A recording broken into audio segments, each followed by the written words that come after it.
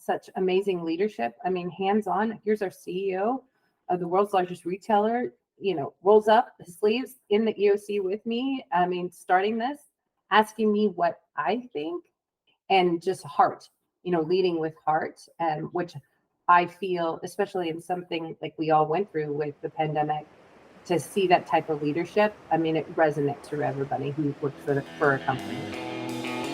In a world filled with chaos and a myriad of risks, there is opportunity. You're listening to Riding the Wave, project management for emergency managers, where we discuss how we adapt and rise above those rolling waves of hazards and threats we face, and rise to the top. And now, your host, the president of Pinnacle Performance Management, Andrew Boyarsky. Andrea Davis is the founder, president, and CEO of the Resiliency Initiative, a certified woman-owned small business. She empowers small businesses and communities to become self-reliant through crisis and risk mitigation planning. She has over 20 years of experience, and I'm sure a lot more, in emergency management, business continuity, and public health, working for public, private, and nonprofit sectors across various industries and geographies. I want to thank you very much, Andrea, for joining the podcast. Thank you, Andrew, for having me. I'm excited to speak with you today.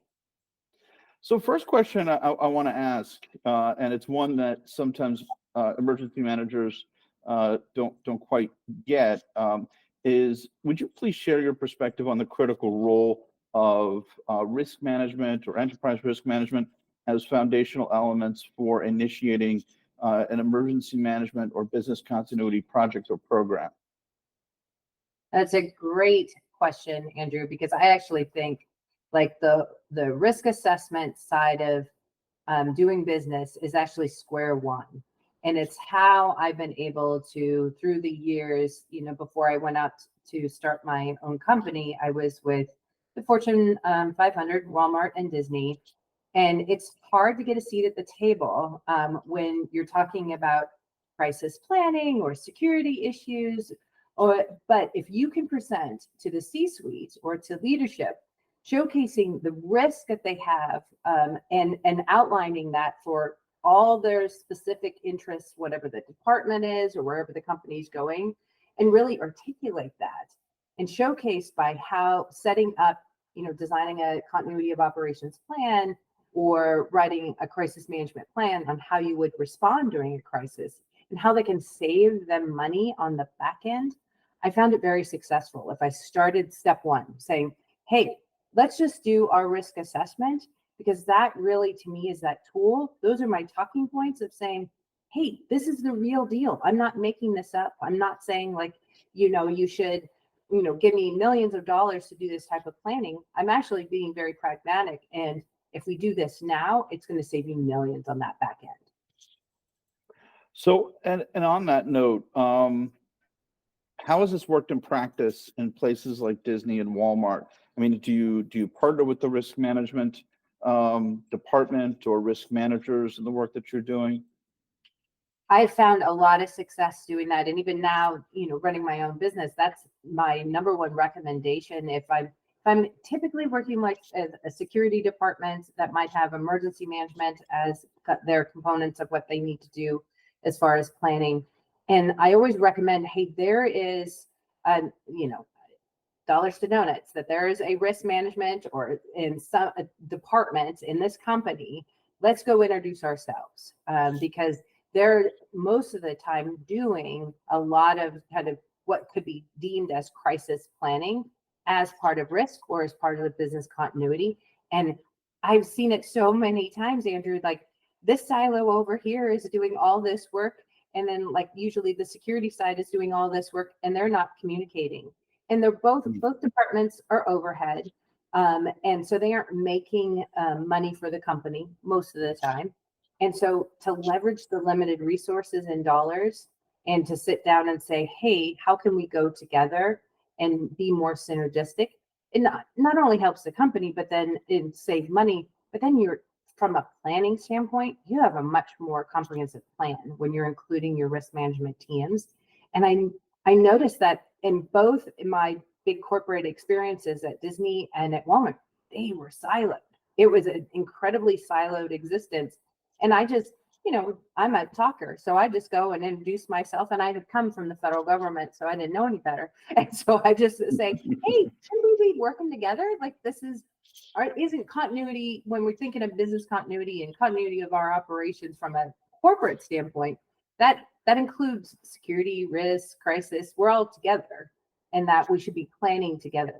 But it is rarely designed that way. And I think sometimes in the corporate sector, because of, budgets, and everybody's got their own budget. And I know if you start talking collaboration, that might mean that you're going to take headcount or money. And so they may not want to talk to you. And so I ran into that a few times.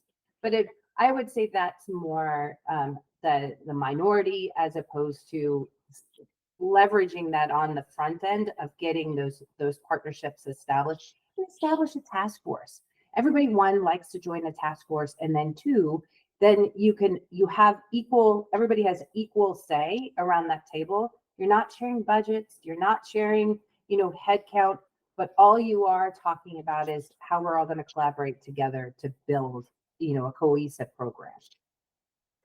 So on that subject of task forces, because sometimes task forces can be places where ideas go to die, so to speak. How do you make sure that a task force is effective, that it's accomplishing its goal and objectives? I always try to tie a task force to a bad day. When Superstorm Sandy hit, I was only on the job at Disney 6 weeks. And Disney, is the parent company of ABC and ABC News, which is based in New York City. And the team was impacted. And both like physically, there was flooding in the buildings, and, obviously from a staffing standpoint. And I come to find out, I'm very new role coming from the government. I'm like, well, who's our crisis teams? Shouldn't we all get to the table to talk through, how we're going to send out communications, and then regroup and start building plans and have some lessons learned?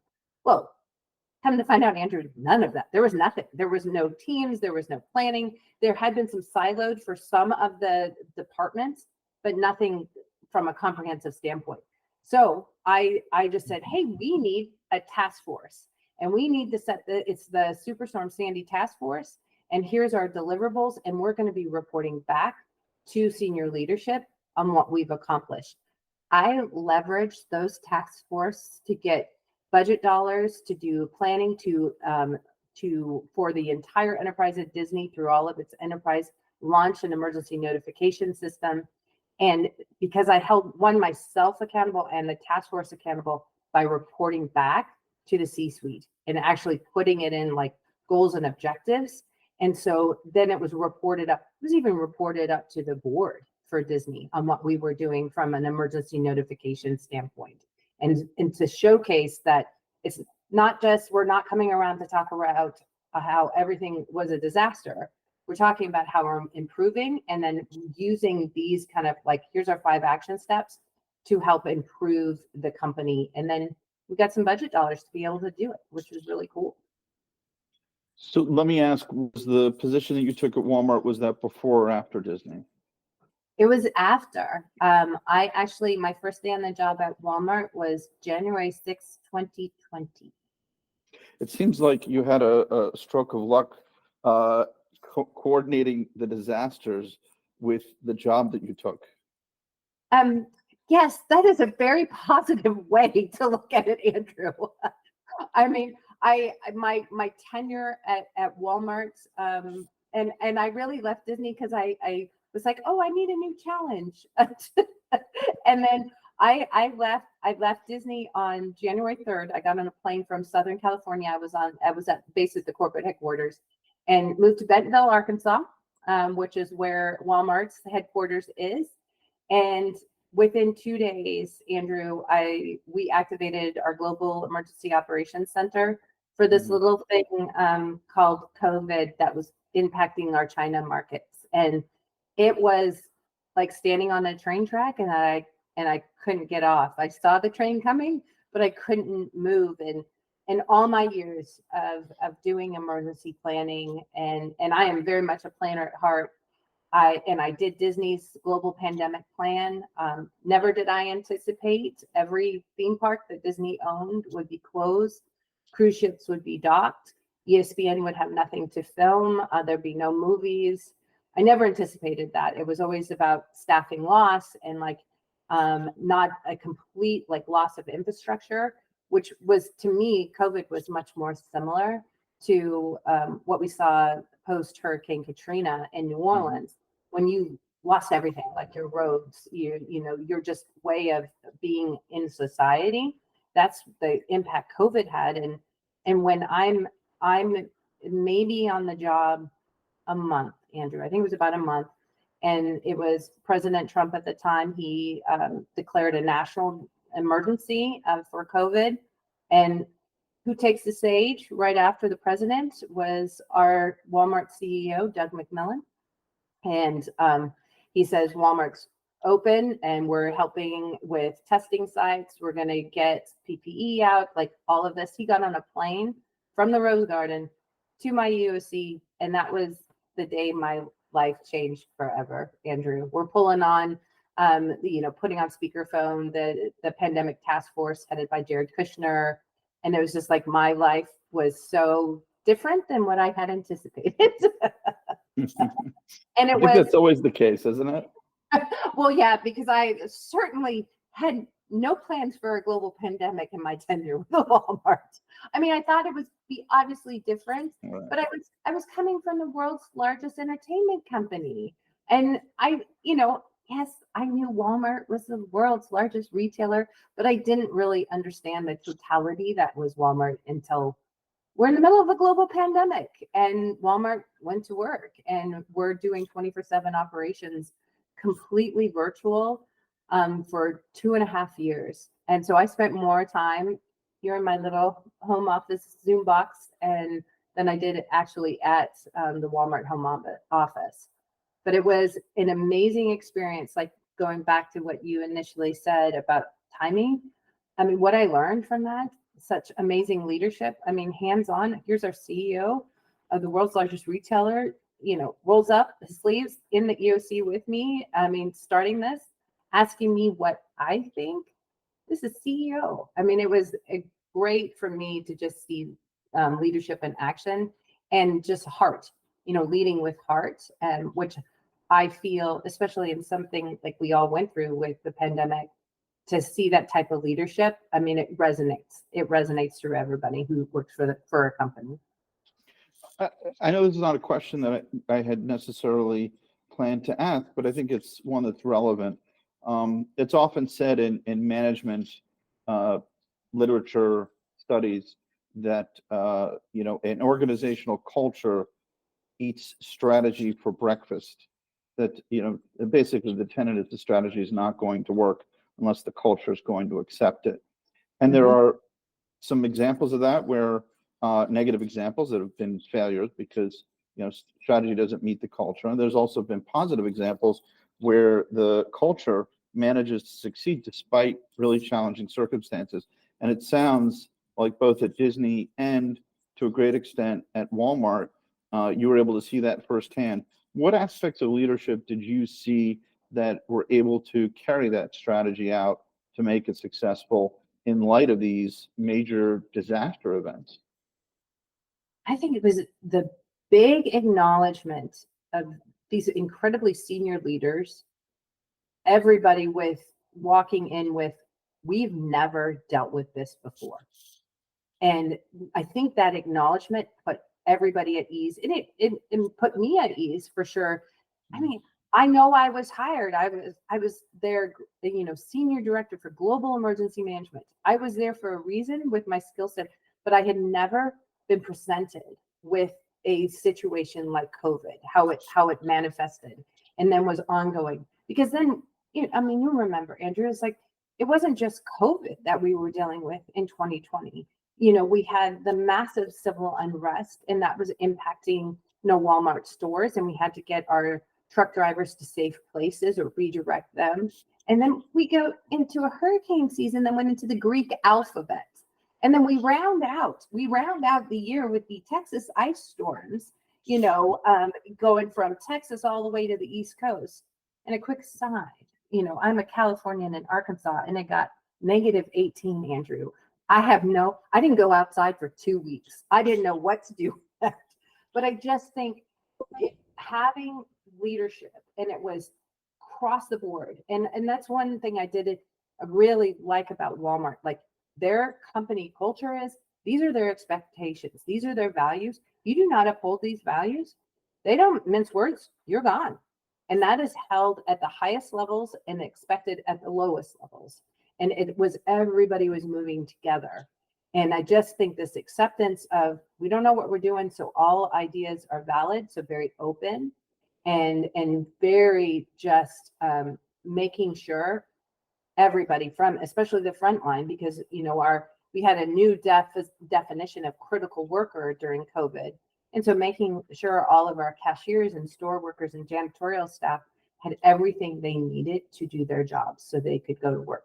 So caring at that level, at such a high, it was amazing to watch. And it was a little different for me because Disney, has so many different entities, ESPN, the theme parks, Marvel, Lucasfilms, all of which have their own culture. And then sometimes bubbling up to the Disney culture was challenging because they wanted to keep their own. So I had to learn different languages, because I certainly couldn't call anybody at ESPN a cast member, because they're a teammate. So, it's just those little things that make a big difference, and a nuanced leader can pick up on that and see that. And so, though I sometimes do believe my crystal ball was off as far as my timing, I'm thankful to see that, to witness just amazing leadership, and just that ability to step back and let their experts that they've hired run. It was amazing. It was a great opportunity, and the spotlight was on emergency management, and I'm so thankful. Best team on the planet. We were able to take that baton and run. So when it sounds like that was successful for situations where they're a crisis situation, for situations that are non-crisis, and I don't know if you have some examples in certain corporate environment where implementing an emergency management or business continuity program has been a success, and what made it successful in the implementation.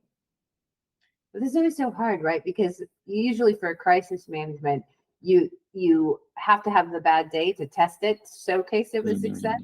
And whereas I always have the hard time, because I'm a preparedness person, like, you want to spend your energy here, but if you don't get the bad day, people stop losing focus. They stop, giving you money to spend on it. So, going back to what I had said before about leveraging a bad day, that doesn't have to be the big bad, Superstorm Sandy or COVID. It could simply be, a fire. It could be that, there was, a flood event that kept workers from coming in. And I would just jump on those, Andrew, and just say, hey, let's think through how we would communicate with this team if this happens in the future, and try. And it would be almost every example I have, it was something bad had to happen for them to really come on board. And I remember talking to producers on the Disney studio lot, and I had this little bike, Andrew, that I'd ride around, this little beach cruiser bike. I'd ride around the studio, and it's a crisis management. And they would stop me, and they're like, what is crisis management? What do you do for the company? And I said, well, I am an event planner. But instead of planning weddings, I plan for a bad day. And I help you, when you're working on your multi-billion-dollar film, help you save money and time and if something were to happen. And I was able to successfully get buy-in, even from some of our productions, big productions, the redo of Star Wars, working with them just to make sure that simple things, that we had an ability to communicate with the cast if they're in a rural area and get them out to a safe place if something were to happen. And so starting with, I think, things that hit home to people, as opposed to the big business continuity plan, that at least that's in everybody's head, that it is this monstrosity of a thing, which it's not. And I try now, especially now being on this side, it's just thinking about it. It's thinking about the process. It's not really the plan at the end of the day. It's the process. And if you haven't thought through what you're going to do or thought through what your critical functions are for your business, you're not going to have a business. And so trying to just even have conversations and bring that to the forefront. And what was always very successful for me, especially in front of leadership, would be get 30 minutes and do a mini tabletop scenario. And immediately they turn, sheet white and realize that they have nothing in place. And I've got so much buy-in and so much budget support for all my planning after just some mini exercise and nothing even extravagant. An earthquake in San Francisco. Well, that's one that will get attention. Yeah, right. And especially like when you might have billions of dollars worth of content on the server that isn't backed up, it might be worth thinking about. But everybody always thinks that somebody else is taking care of it. That's part of the problem. Mm-hmm. Yes. So I want to get your take on the COVID pandemic, and I know it's that's a big subject, and there's a lot of after action reviews that have been done, will continue to be done. In fact, they're doing one in the UK right now in stages that a colleague of mine has told me about. What areas do you think were handled well? And I know that's a pretty broad, area again, but if you want to just take either corporate or government response. Well, if I could start really broad, like I had observed countries that I felt handled the situation very well. Australia and Singapore come to mind immediately. Granted, slightly easier because they're islands, one's larger than the other, and could shut down travel quicker and control egress and ingress.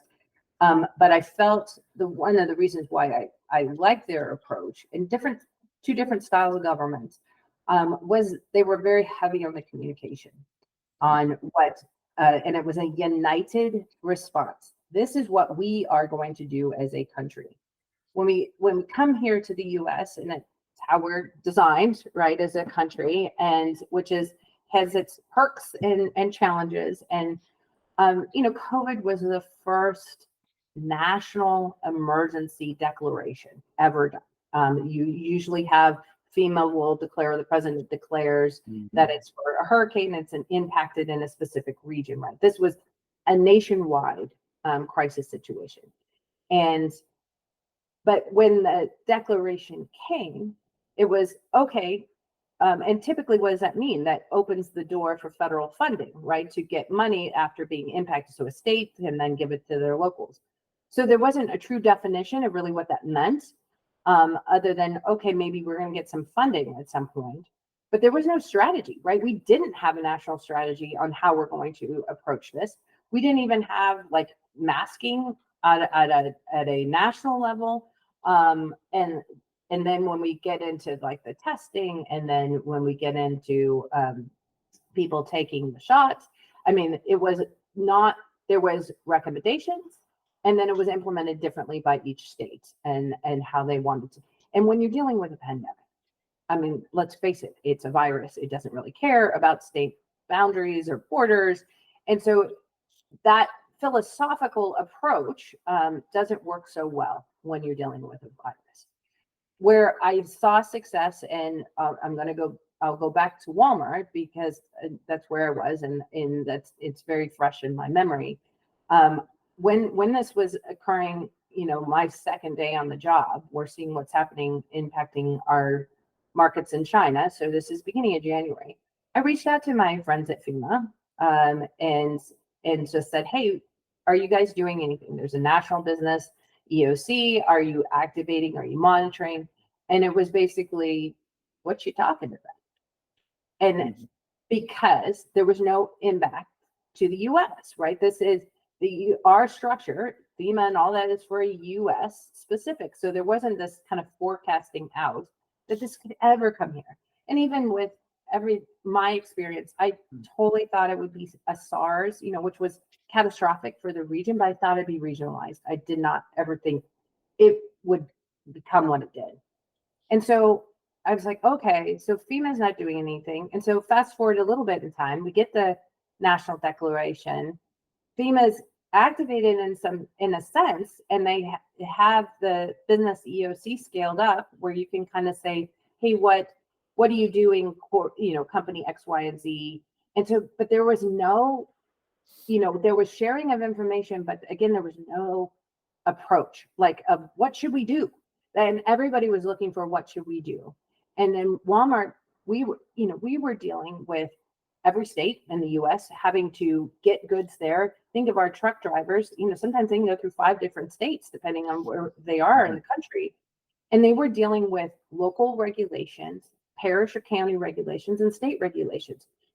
We had at the height of COVID over close to 5,000 different regulations we had to abide by. Mm-hmm. And from our employees to the truck driver. And so Walmart just said, here's what we're doing. We're doing the social distancing, we're doing masking, here's the PPE, like that. And so they had to set, this is what we're going to do, because we couldn't deal with the constantly, trying to like catch up with what the local regulations were doing. And once Walmart did that, you saw other companies follow suit of just like, okay, because Walmart's the big dog. And you even saw the federal government kind of say, okay, this is what these are going to be our standards for any of our in-person meetings. Because when we get to the hurricanes, we had not gotten to the places as far as, sheltering folks. It was the mass congregate shelters. How are you supposed to do that in a time of pandemic? And so I was part of a task force with FEMA and the Red Cross to figure out, what are we going to do? In places like, and throughout Louisiana that ended up getting hit really hard. Like, how are we going to house and shelter people? That was our way of doing business was completely changed. And so you needed to have different players around that table to think that through. And I would say in the past, you wouldn't necessarily have brought in the private sector so quickly into another disaster, because that's, federal government, FEMA knows what to do in a hurricane and they get everybody together. And but I hope that was one of the biggest lessons learned from COVID, is that it's not just happening to you in this bubble. You cannot plan just for impact to your company, impact to a government entity. The economy of any community is 99% made up of small businesses. And if you aren't engaging with them and figuring out what their plans are, you certainly don't have customers to be coming into your Walmart. And so it was, I think it was definitely eye-opening to me, Andrew, about how interconnected, and I of course knew all this, but this was on a global scale, that we are all very interconnected, and you cannot just think that you're going to be able to withstand a global pandemic and not participate and at least bring your vantage point to the table so your voice is heard.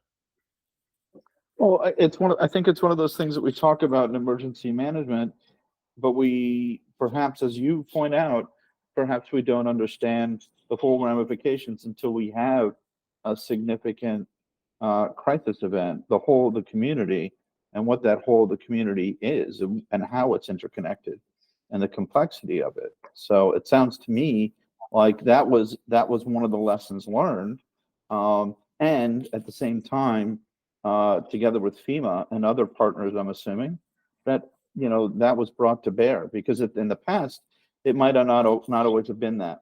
The private sector, oftentimes was kept at arm's length, over to the government. But we need to do what we're doing, and then we can inform them, but we're not going to have them all in the same room, so to speak. I know, and to me, that's always been so fascinating, especially now that I had, for 10 years went over to the private sector, And there was always talk, about public-private partnerships and getting, private sector around the table. And now I've seen post-COVID active engagement to not only get the big dogs, get the Walmarts or Home Depots and their Targets around the table, but get just the private sector in general and a focus from a local community planning to make sure local emergency managers have those tools to have the conversation. Because you're so right, Andrew, they so much always kept at arm's distance. And I think it was mainly because there's no really, like with a local government or state government, FEMA can say, hey, if you don't do things my way, I'm going to withhold money, right? Mm-hmm.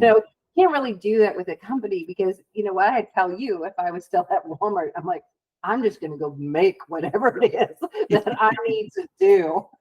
There's just my ability to maneuver and kind of go around the regulations that are restricting for good reason, right? It's just different. And so a lot of times, Andrew, just to kind of support the federal response or state responses, we would embed team members from Walmart into state EOCs, and we could see all the task orders come in from the local communities through like Web EOC or whatever tool that they're using. And the team could say, hey, this community needs ice desperately or water desperately. And they would, just call into the Walmart EOC, and we would make sure that we could put the ice on the next truck going down there. Because Walmart really had this philosophy of supporting communities after a crisis, because it's both philanthropic and good business. Because going back to what I said earlier, I'm like, if the community is gone, you have no customers. And so that's why they really valued supporting and leaning in after a crisis. And I hope, Andrew, that we do not lose that big lesson learned about the importance of setting up public-private partnerships. And they're obviously so much stronger and better if you do it before the bad day. So know everyone who could be around the table. But if not, just realizing that you have a whole sector, the private sector out there that can be supporting this, because they're impacted too. They're impacted by the exact same crisis situation. They're impacted differently, and they have different rules and regulations that they have to follow. But just inviting them to an EOC call can go a long way. Giving them information, because that's one of the hardest things, is getting consistent information from the government. At least when I was with Disney or Walmart, it was, because we're dealing with, if you think of Disney World in Florida, it's one of our biggest theme parks. It's a huge employer for the state of Florida. And a lot of times when there's a hurricane coming through, there's a big impact, but sometimes not. And think of the property that Disney has where they could house, first responders. They have lots of materials and vehicles that they can share and support. Gladly open our doors to support, because nobody's coming to a theme park after a hurricane. And how would that look from a brand perspective if we're trying to make money after a community that's just been impacted? And I would say it's probably one of the best staging areas to have in terms of resources, and fun to be in, I would say. So. Right, and it's huge. And I remember when Hurricane Maria was hitting Puerto Rico, and and the government, I reached out to the national BEOC through FEMA and just said, hey, we do have some cruise ships, so let us know how we can support you. Mm-hmm. Sometimes people forget, like Disney. I remember the first reaction, and they're good friends, and I just said, well, Disney's here, we can help. How, and then what is Mickey gonna do? I'm like, hey, so Mickey's got a lot of stuff.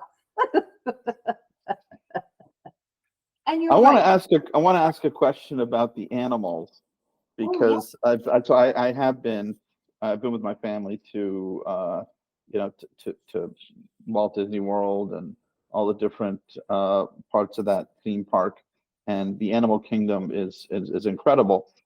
With all of those animals that are there, what's the continuity plan or emergency plan for all of those? Let's say I wouldn't call them cast members. They're more animal partners in a way, I guess.